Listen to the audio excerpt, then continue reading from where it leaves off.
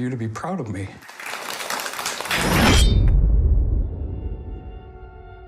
Bye now.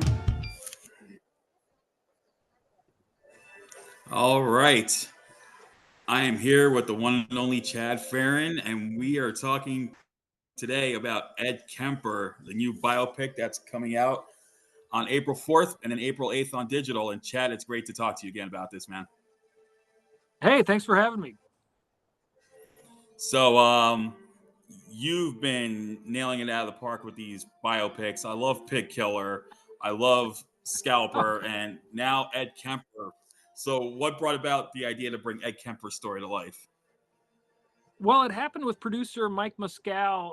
Basically said, "Hey, I see you're doing all these, little films, quick, fast, and they're getting out there. And how do you do it?" And I'm like, "Well, if I've got a good project, I crank it out." And he's like, "Well, I've got an Ed Kemper screenplay by Stephen Johnson, who did Ted Bundy and Ed Gein and Hillside Strangler. Would you be interested in doing that?" And I said, "Send me the script."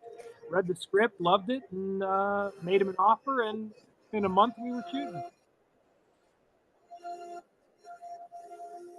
Awesome. And I got to tell you, man, I am so proud of Brandon Kirk's performance in this because he plays it so well in this role. Like, he plays a guy who's obviously he's got some mental health issues with everything he went through his mother, and becoming a trigger. And kudos has to go to Susan Perper too, because their chemistry is just amazing. I love the fact that despite everything that goes on in the film with Ed Kemper killing people, him always trying to one up his mother in this war of mind games is amazing. I loved it. I couldn't stop laughing at it. I was kind of, at some point, I was actually rooting for Ed. Right. So what's it like with these two again on screen? Oh man, they were just perfect. I mean, they fit the roles. They were, in a sense, it was kind of, when I did the rewrite on the script, it was kind of with them in mind, and it was one of those things I knew they had great chemistry from previously working with them on Scalper and Nightcaller, and I knew they would be great together. And and they were, and they were a blast to work with again. Yeah, he also brought in Brink Stevens, iconic icon of the horror genre in the role of Sally. And I like the fact that you also got to play with Clara's relationship with her, because it's quite interesting what that brings to the dynamic. Yeah, and that was one of the things, I had read in an Ed Kemper interview that he talked about his mother, and he vaguely had this, he made a comment to her one time of their friendship, thinking it was more than just friends. And that was one of the things that kind of led me down that, to kind of beef up those two characters and give them kind of this relationship that's a little more than friends. And it was one of the things that, adding things that, from the actual Ed Kemper's mouth into it, and kind of just building upon things that could have been real, when she went on that trip to England and Sally canceled out at the last minute, that was an actual thing that really stuck in Clarnell's craw. So it was one of those things that kind of adding those elements and just helped, not only get the character more backstory, but also kind of gave Susan something more to chew on, the whole idea of this friendship that's more, and then kind of hiding it from other people, and then the son, being onto it, and then just giving them a little more tension for their back and forths. And one of the things that really stood out for me was the flashbacks with young Ed getting locked in the basement, and then seeing the devil taking over, basically how he turns into him. Sure. Basically how Ed becomes this killer in a way, and to my shocking belief, I found out Joe Castro himself plays the devil, and that must have been quite an interesting thing to see him in front of the cameras playing the devil while also doing all the special effects behind. That's pretty cool. Oh, it was great. When he came out in the makeup and I saw it for the first time, I was just like, yeah, that's amazing. It was. He's not only a great makeup artist, he's a pretty good little actor.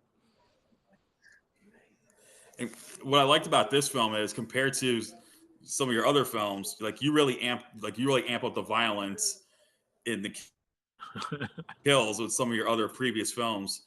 I felt this one was a little more tamer. I mean, of course, we still dismemberments, but we didn't get the the usual stuff from you. I think that was quite an interesting thing to see, like to see some like tame it down a little bit with the killings. But although some of it's still there, but compared to like Stalker and Pig Killer, it's like okay, he kind of all right, but I like that fact that Ed Kemper was like he was not all right, and just the way he goes about just shooting victims. I mean, I liked how it just felt more. It felt more realistic compared to like some of the over the top stuff I've seen from your previous films. But I do like the fact that this was more like a realistic tone. Yeah, it was kind of trying to stick true to the stuff that the way it happened, and kind of it's still brutal, but at the same time, it kind of stepping back from it a little bit instead of being right in there and giving it a little more. I don't want to say tasteful, but just more.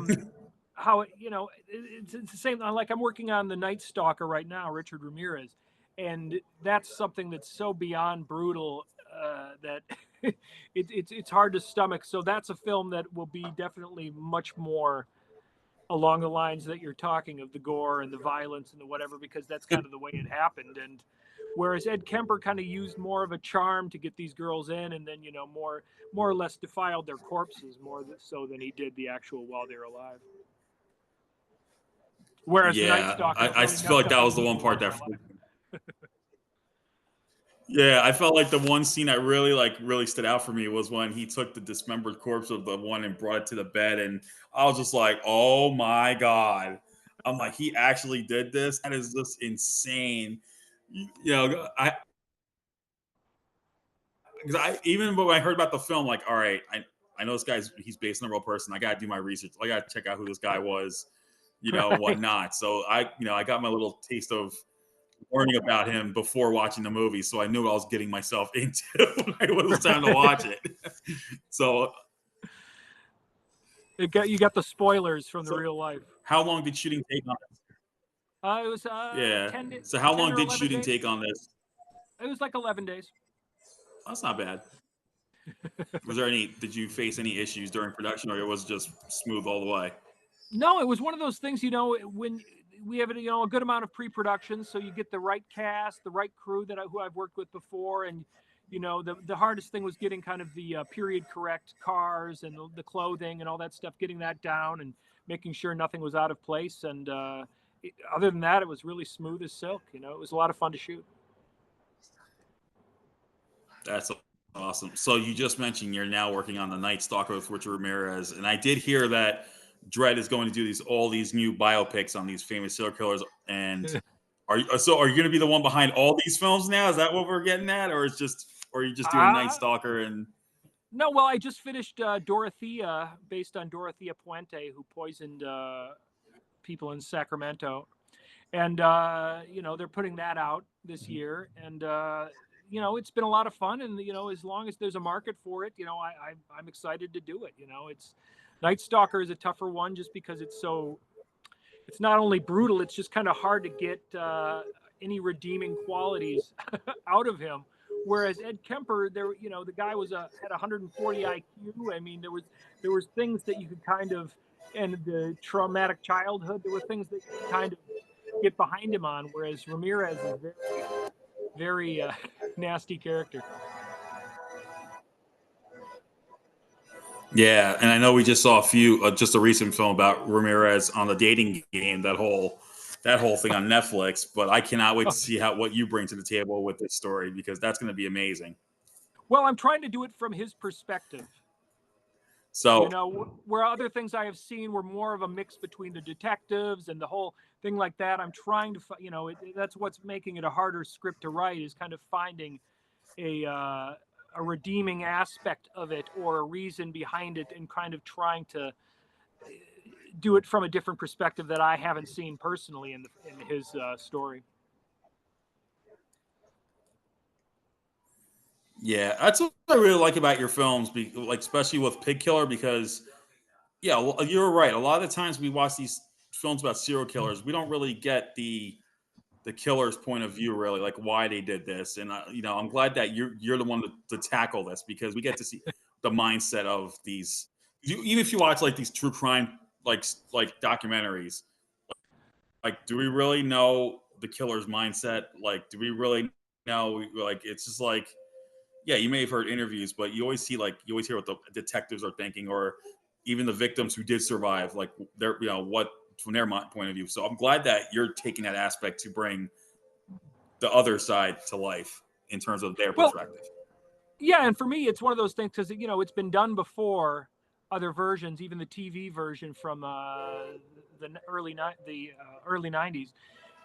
That covered it pretty well. So it was from the detective's point of view with a mix of the kills and whatever. But this is kind of something that I'm just trying to get in to Ramirez's head, and I'm reading up on him, and getting all these things to try to get as an accurate portrayal as possible of him. And it's the same thing with Dorothea or Ed Kemper. It was getting the true aspects of what happened as close to possible, and filling in the gaps of what we don't know or what we don't, and, just trying to make something as real as possible, the true crime aspect. That's awesome. Well, everyone, Ed Kemper is going to be in select theaters on April 4th, and then it's going on demand on April 8th. If you are a fan of true crime horror, this is one film you definitely will want to see, because this was an amazing film, a great cast, great story about one of the most prolific serial killers in California. And once again, Chad, you just nailed a home run with this one, and I cannot wait to see the rest of the next films that you're doing. Oh, thank you. That's a great compliment, and I hope everyone enjoys it. All right. Well, you take care, and everyone, you stay awesome. Sounds good. Thanks.